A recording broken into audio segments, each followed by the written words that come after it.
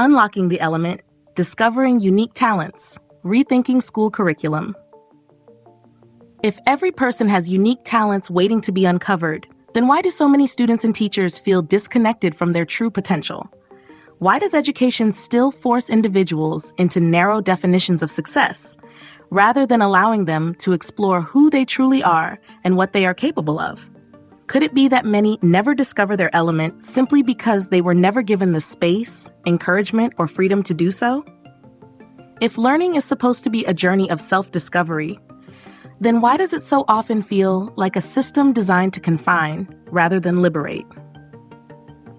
How many students go through school believing they are not smart, not talented, not capable, simply because their strengths do not fit into traditional academic molds?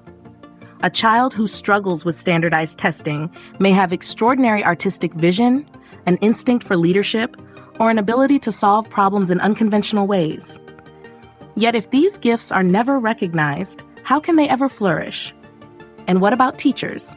How many enter education with a passion for innovation, for creativity, for making a difference, only to find themselves restricted by rigid structures that do not allow them to teach in ways that align with their strengths? If both students and educators feel boxed in, then isn't the system itself failing to unlock human potential?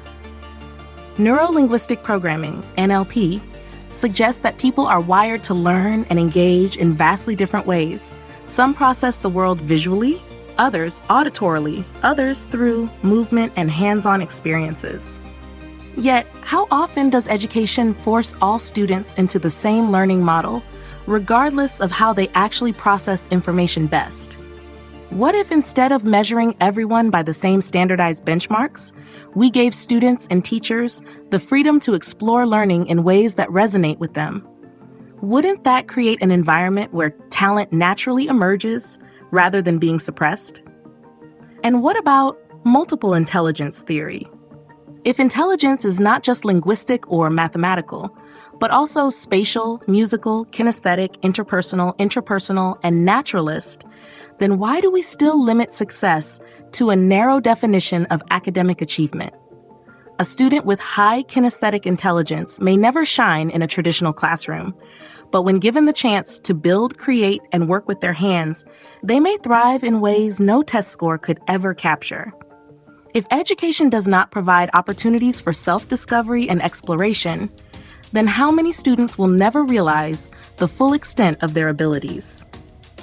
And if teachers are not encouraged to bring their own talents into the classroom, then how many will lose their passion and effectiveness?